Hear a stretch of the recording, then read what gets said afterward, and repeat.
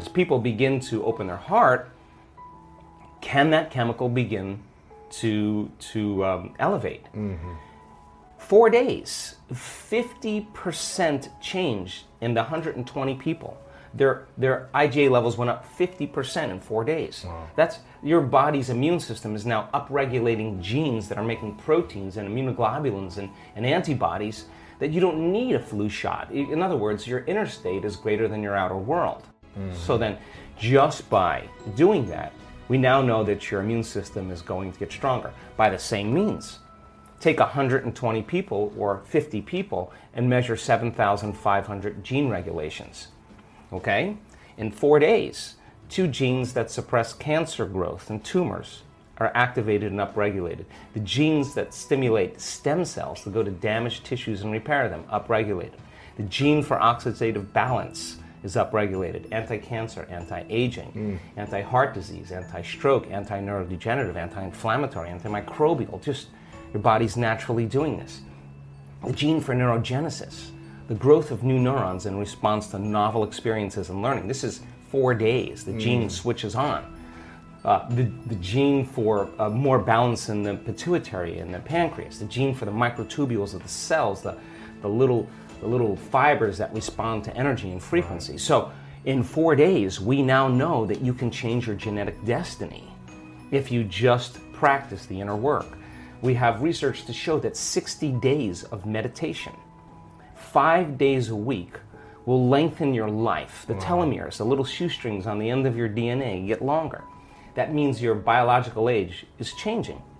So we have the evidence now to show people what's possible. We have brain scans that are so outside of normal that when neuroscientists see them, they're blown away, because the amount of energy that's in the brain during this transcendental moment is hundreds of times outside of normal. Wow. I mean, you can't make your brain do that. Something is happening to you, and that person's having a transcendental moment. And we now know that we can predict it, and we now know that we can induce it.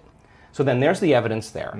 So the funny thing about it is the person who has the healing is not talking about the healing. Whether it's blind people seeing, deaf people hearing, we have crazy evidence now. What they're talking about is how amazing they feel, because they're refreshed, they got a new lease on life. Yeah. And so now we have evidence in our research, and that silences the critic to show that what's possible for people. And now we have evidence and testimony, that we have evidence where people will stand on the stage and say, hey, I broke my back in 3 places. I haven't been able to stand up straight. I came into this event hunched over. I couldn't lay down. Now this guy's jumping around on the stage. He's laying on his back. He's touching his toes. He's you can tell. I mean, he's having this moment. We changed somebody. Yeah. Someone with Parkinson's disease can't swallow, can't chew, can't blow her nose, can't stand up. One moment, the next thing you know, she's blowing her nose, chewing, swallowing.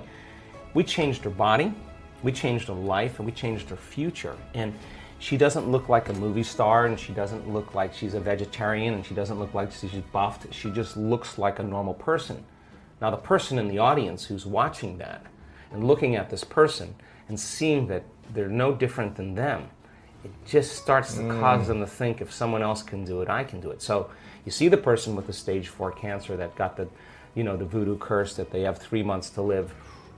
And now they have no evidence of cancer in their body, and they're standing on the stage telling that story, and somebody in the audience is checking her out going, I have the same condition, and if she can do it, I'm going to step right in that footprint, and I'm going to do it the way she did it. And all of a sudden, you start seeing this change in the community in a week-long event, because once there's a breakthrough, right? I mean, it's like a 4-minute mile.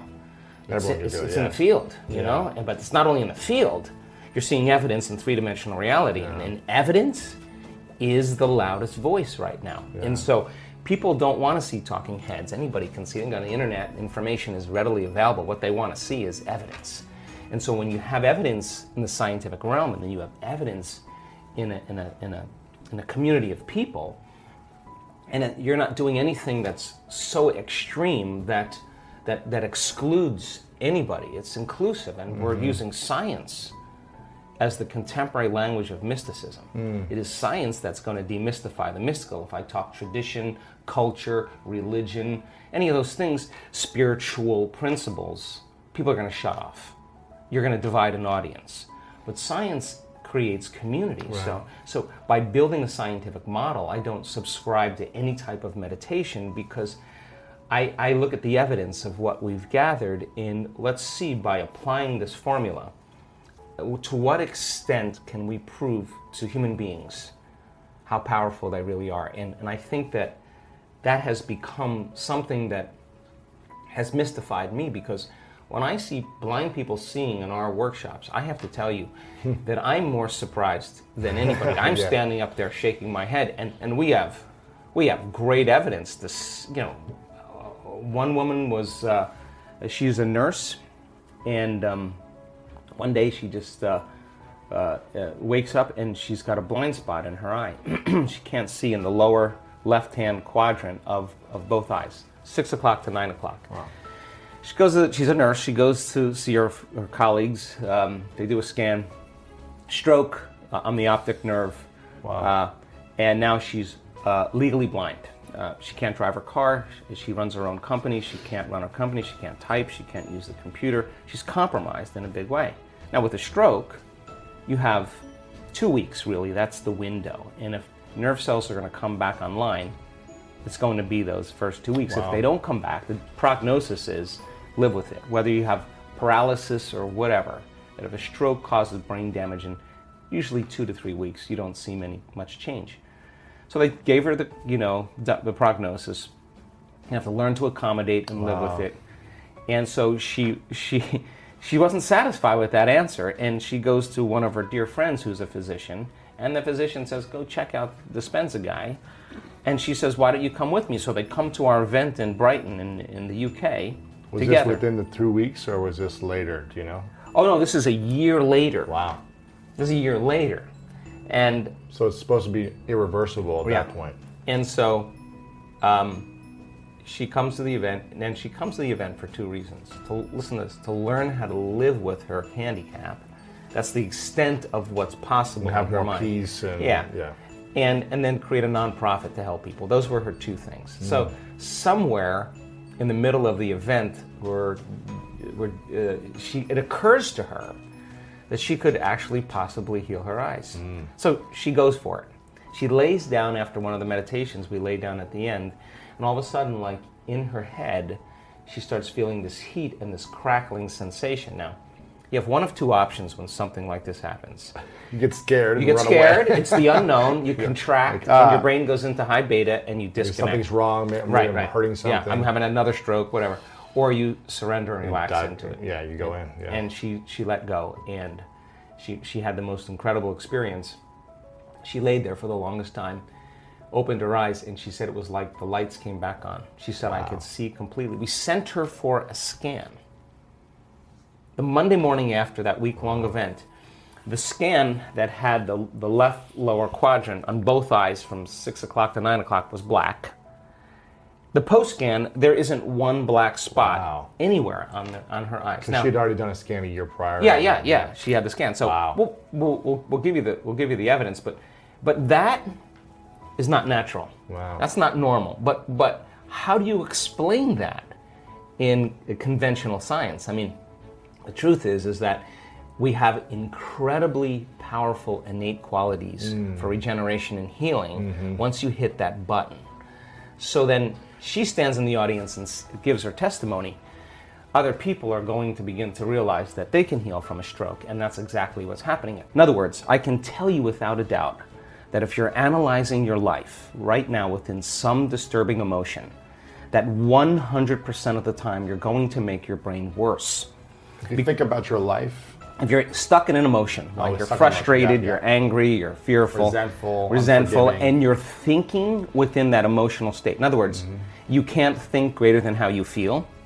That means then you were thinking in the past, because those emotions are a record or residue of the past. So we see people in the process of change that are analyzing in duality or polarity.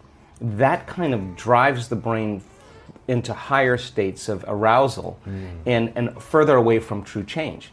So we've done thousands and thousands and thousands of brain scans, and we now know that there's a formula to create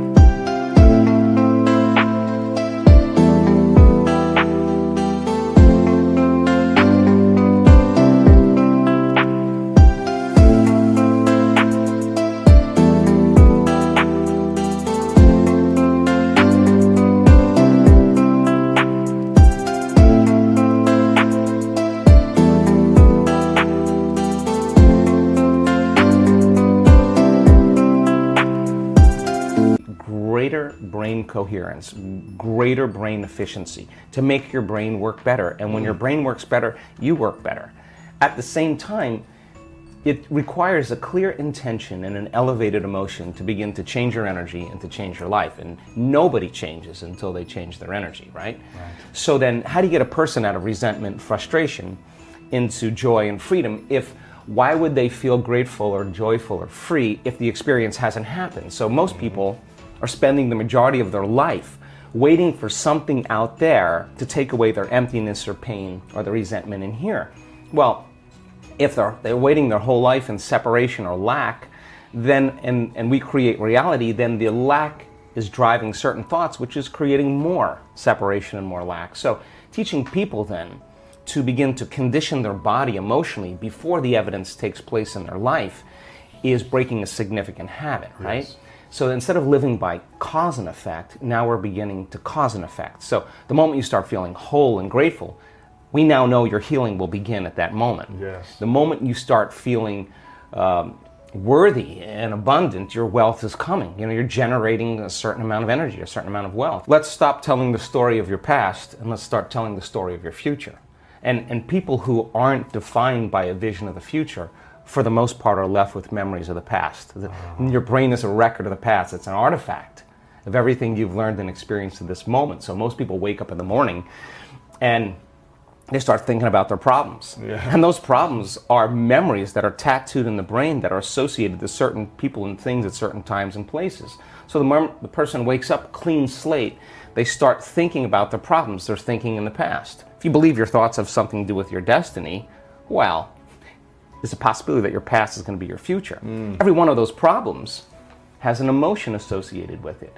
So then the moment you start recalling the problem, you start feeling unhappy, now your body's in the past because thoughts are the language of the brain and feelings are the language of the body. And how you think and how you feel creates a state of being. So people reaffirm their identity based on the past, right? And it turns out that the redundancy of doing that, conditioning only requires an image and an emotion. And most people are unconsciously conditioning their body into the familiar past, into the known. So now if you're in the familiar past and in the known, you're going to crave the predictable future, right? That's the known as well. And there's only one place where the unknown exists, and that's the eternal present moment. That's the sweet spot of the generous present moment. So you gotta labor to get that person beyond the emotions that keep them tacked or anchored to the past. And yes,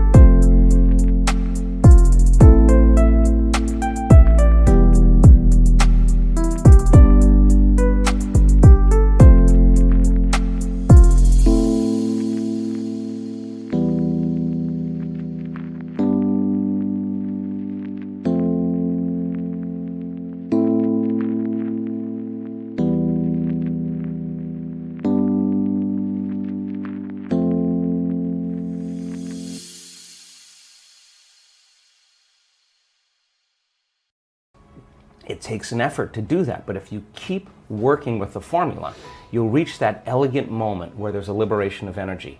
And now your body, as the unconscious mind, the objective mind, is not believing it's living in the same past experience 24 hours a day, because you're liberating the body from that emotional state. Nobody was able to change their life if he or she didn't become the person they want to be first.